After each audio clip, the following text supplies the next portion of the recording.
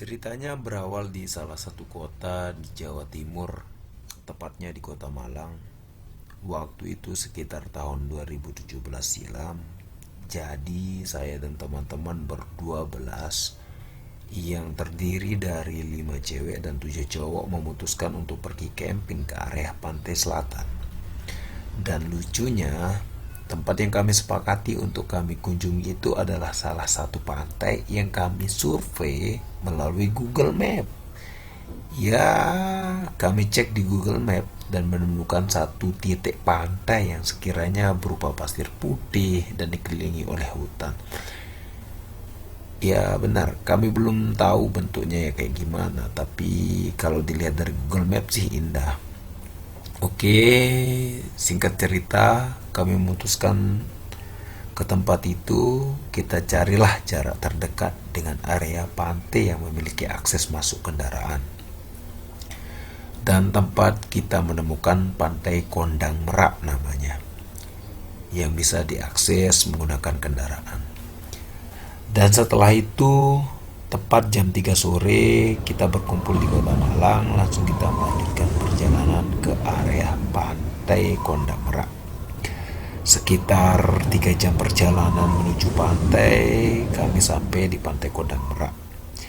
Mungkin sekitar jam 6.30 sore lah kami sampai. Kami beristirahat sejenak, ngobrol bersama warga yang ada di sana, warga Kondang Merak, untuk kami bicarakan tempat penitipan kendaraan.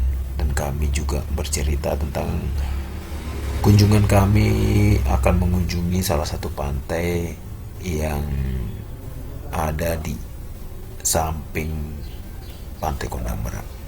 Ada salah satu warga memberikan kami sebuah isyarat sebenarnya untuk tidak pergi melanjutkan perjalanan ke tempat yang kami ingin tuju. Yang jelas dia hanya bilang, ini loh sudah malam, di sana juga kalian jalan hutannya lebat, nanti ketemu sesuatu yang aneh-aneh gimana? Lebih baik kalian ngecamp di sini, aman. Ya begitulah kata dari warga tersebut.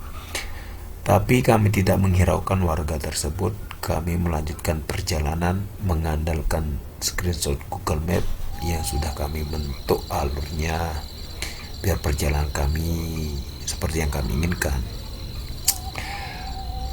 Sekiranya perjalanan itu akan melewati hutan dan 2 pantai baru kita menemukan lokasi yang akan kami tuju. Oke, next cerita. Di hutan sebelum pantai pertama sudah terasa banyak yang mengganjal. Dari kami ulah kelelahan, salah satu teman juga mual-mual, tapi kami terus berjalan dengan ego anak muda yang masih membara di tubuh kami. Ada beberapa aroma wangi-wangian yang kami temui di hutan tersebut. Entahlah seperti bunga melati, bahkan aroma menyan pun kami hirup.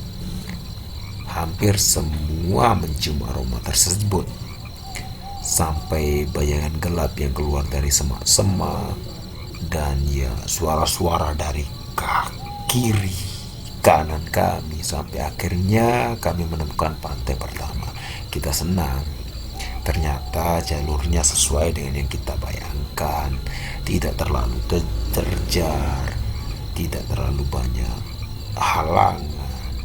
Oke, selanjutnya hutan kedua setelah pantai pertama. Seperti hutan pertama, kita menemukan banyak hal ganjal, bahkan lebih 2 kali lipat dari hal yang dari hutan pertama. Bahkan ada salah satu teman melihat sosok hitam besar yang ada di rombongan kita. Dia mengikuti kemana kita berjalan, besar, hitam, dan sesekali menghilang lalu datang. Teman saya satu ini hanya termerlongok dan seperti orang ketakutan, tapi tidak bisa ngomong apa-apa. Kita semua bingung dia kenapa, sampai akhirnya dia pingsan. Kita semua panik, tapi ya semua berusaha tenang, berpikir positif, mungkin karena dia kecapean. Kita memutuskan berhenti di tengah hutan dengan mencari dataran yang aman. Kita terdiam, sunyi, suara burung hantu, dan suara cicak, mungkin cicak apa, suara malam lah. Sampai akhirnya salah satu teman saya menginstruksikan untuk segera kita lanjutkan perjalanan ke pantai kedua, biar kita istirahat di pantai kedua saja. Dan memutuskan menggendong teman kami yang pingsan. Oke, singkat cerita lagi kita sampai ke pantai kedua. Teman yang pingsan itu terbangun dan dia masih tidak bisa ngomong apa-apa. Kita cuma kasih dia, ya kita beri dia beristirahat. Dan sebagian teman pun melihat situasi di pantai kedua ini. Di sini anehnya kita menemukan jejak kaki manusia yang keluar dari pantai masuk ke arah hutan. Kita bingung. Ini jejak kaki siapa? Dari pantai ke hutan. Dan jejak itu sangat jelas. Andai saja itu jejak warga, pasti jejak kaki tersebut akan hilang oleh ombak. Ini jejak kaki yang baru, masih terlihat jelas mengarah ke hutan. Oke, kita lanjutkan ke perjalanan kita. Kita lanjut ke hutan ketiga. Di sini intinya hampir semua teman-teman melihat sosok aneh. Ada yang melihat sosok hitam juga, ada yang melihat seperti genderuwo, wewe gombel, bahkan kuntilanak yang ada di bagian-bagian pohon. Mungkin pocong juga ada yang dilihat. Semua makhluk yang dicerita-ceritakan orang itu ada semua di sana. Yang ada di dalam cerita itu seperti ada semua, menunjukkan dirinya di hutan tersebut. Termasuk yang paling nyata yang saya sendiri lihat itu sosok putih berdiri di ujung nyala lampu senternya saya. Saya menyenter dan kebetulan dia berada di sana, sosok tersebut dengan wajah menyeramkan. Oke, singkat cerita, di sini kita mulai tersesat. Kita seperti tidak ada arah. Kita seperti berjalan tapi kita diam di area itu saja. Perjalanan yang harusnya sampai sekitar 2 jaman perjalanan malah menjadi 6 jam perjalanan.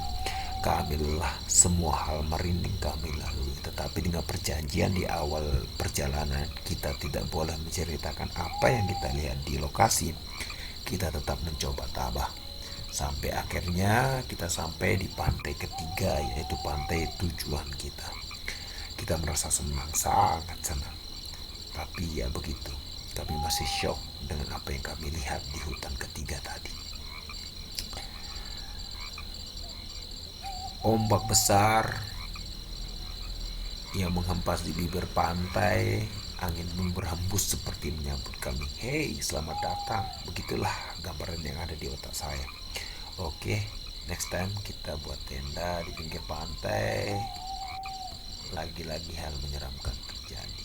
Ada sosok kakek tua berdiri di bawah pohon dan memandang kami seperti memberi ucapan selamat datang. Dan anehnya, yang melihat cuma kami bertiga. Ini aneh sekali. Sisanya tidak melihat apa-apa. Oke, di sini saya merinding, sangat merinding, lebih merinding dari apa yang saya lihat sebelumnya. Logikanya nggak ada.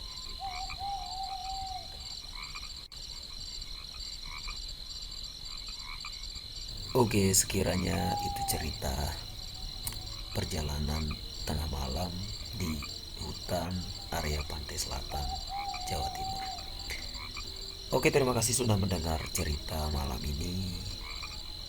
Semoga bisa terhibur dengan cerita yang ini kisah nyata yang saya alami langsung. Jangan lupa like, komen, dan subscribe. Aktifkan lonceng yang ada di subscribe biar teman-teman bisa menerima notifikasi dari video seram selanjutnya. Terima kasih. Salam seram.